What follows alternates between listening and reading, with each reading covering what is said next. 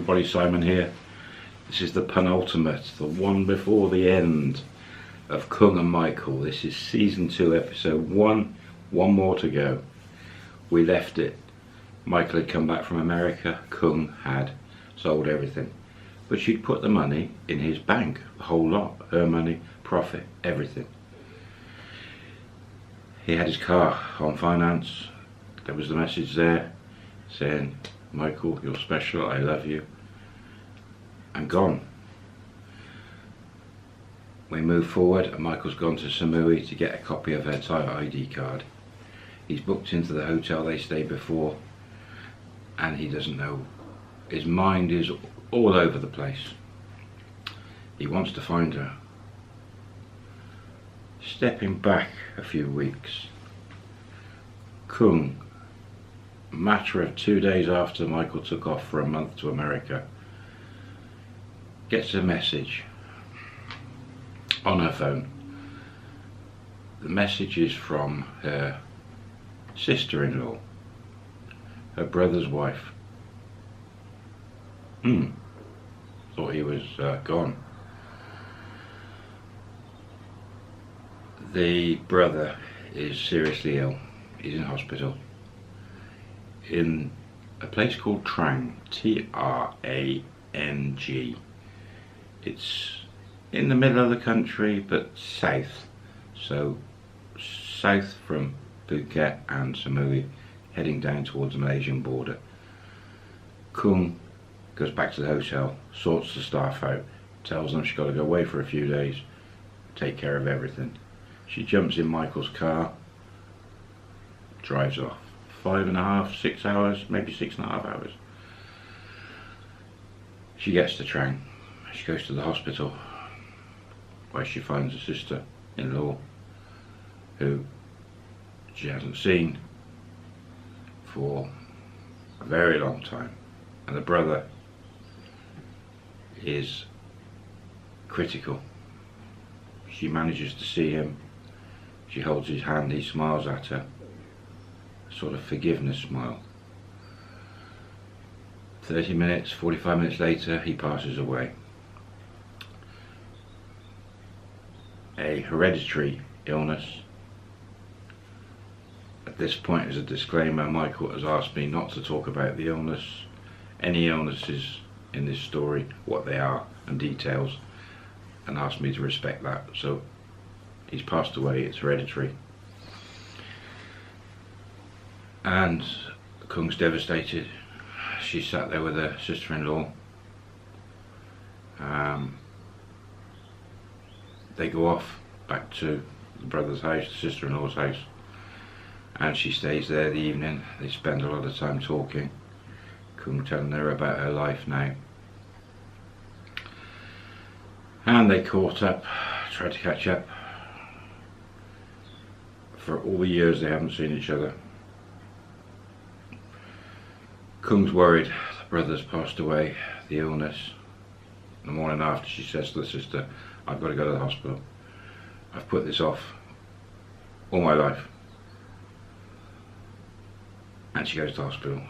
She asks them to do all the tests and tells them what's happened with the brother. She spends about 4 hours there, 4.5 hours, meeting with the doctor, and as she expected, the worst.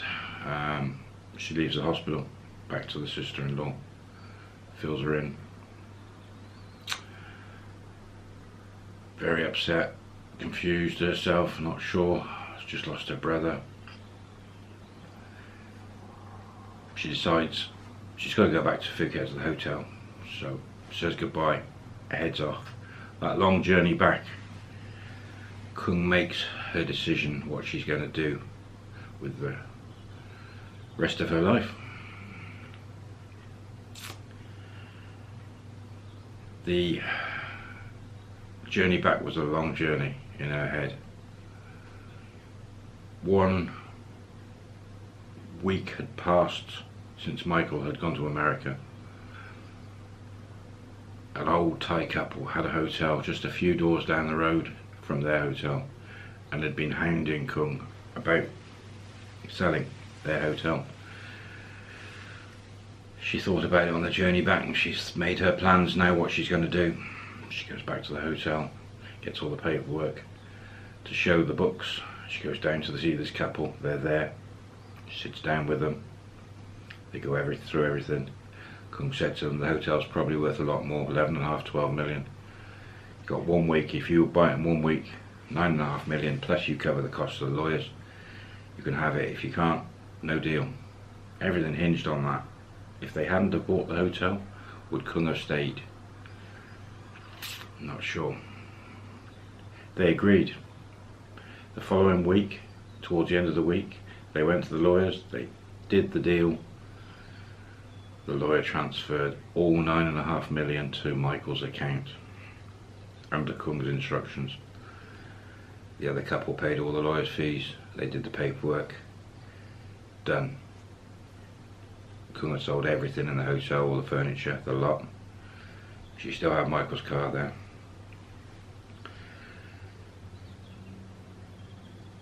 That was it. She decided she was going. She was not going to put Michael through what could happen to her in the future. She'd made that decision. Back to the hotel, she put his car in the car park, agreed with the new owners that can stay there till he comes back in a few weeks' time. Collected her personal belongings and headed off by taxi, not to return. No contact with Michael, no phone calls, no nothing. Just gone. Michael returns from America to find everything. He's now over in Samui. He's got her Thai ID card. The first thing he's going to do, he's going to go to the police station and see if he can find a decent police officer that will talk to him. So down to the station, there's a couple of police there that talk English. One of them seems nice, hands him the ID card, tells him the whole story. She's gone missing. Don't know what's happened to her. Can he check the system? Policeman checks the system. So there's no, she's on the system, there's no history, nothing at all. From her background, there's nothing bad, it's all clean, but there's no indication anything's wrong or where she is. Sorry, I can't help you. And in a way, Michael's relieved that there's no hidden background where she's been doing bad things. That was in his mind. It's all clean, which is a nice surprise, but it doesn't help him. She's gone.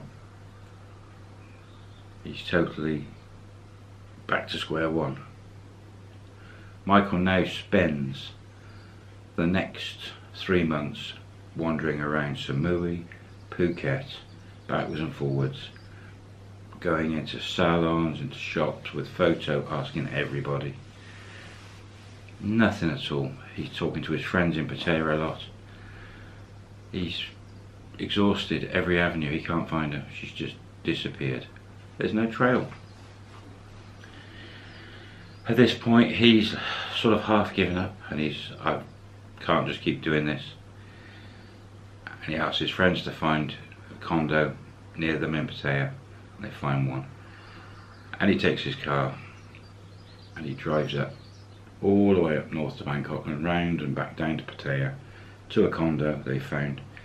He wants to rent it month by month. He doesn't want to sign a long lease at this point. Doesn't know what he's doing with his life. He also gets on the phone and redirects his box, which is coming from America, with his personal possessions in. He moves his bank from Phuket back to Pattaya. His other 4 million bahts come across, that's in there now. He's set up, he's got money, boxes come in, car, okay, he can pay that off easy if he wants.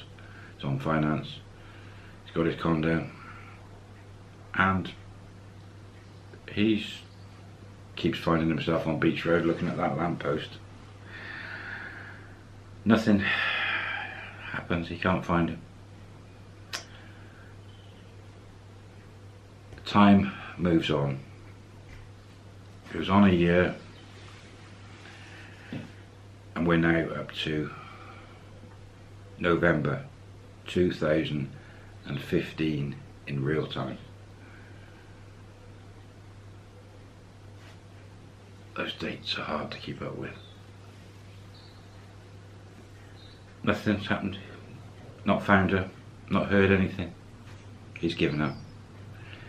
He had a fabulous time with her, but he's got a big hole now in his life without her. He'll never know what happened to her. She disappeared. Just totally disappeared. November 2015, Michael gets a phone call. It's from his lawyer in Phuket.